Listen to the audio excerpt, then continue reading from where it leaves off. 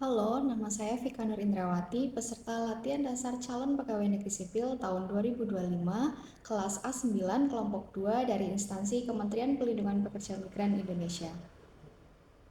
Pada Learning Journal kali ini, saya akan membagikan apa yang sudah saya pelajari tentang materi konflik kepentingan dan juga tahapan dalam analisis isu kontemporer.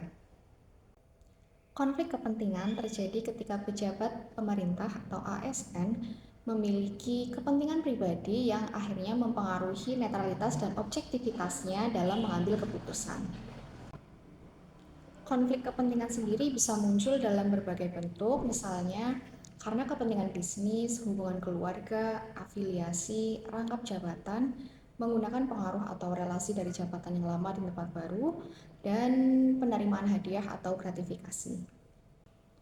Jika tidak dikelola, tentunya konflik kepentingan akan merusak integritas, menurunkan kualitas pelayanan publik, bahkan membuka peluang terjadinya korupsi.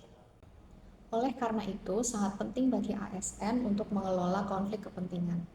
Pengelolaannya dilakukan melalui pencatatan kepentingan pribadi, deklarasi saat terjadi konflik aktual, serta pengawasan dari atasan maupun lembaga terkait. Masyarakat juga dapat berpartisipasi dalam pengawasan dengan melakukan pengaduan kepada lembaga terkait apabila menemukan dugaan konflik kepentingan yang dilakukan oleh pejabat pemerintahan atau ASN. Saya menyadari bahwa menjaga integritas bukan hanya soal aturan, tetapi juga komitmen pribadi.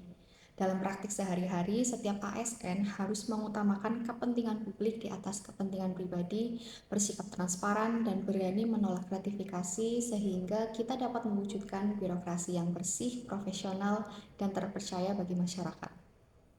Materi selanjutnya yang sudah saya pelajari adalah mengenai tahapan analisis isu kontemporer. Setelah mempelajari melalui modul dan diskusi dalam kelompok, saya memahami ada beberapa tahapan dalam menganalisis isu.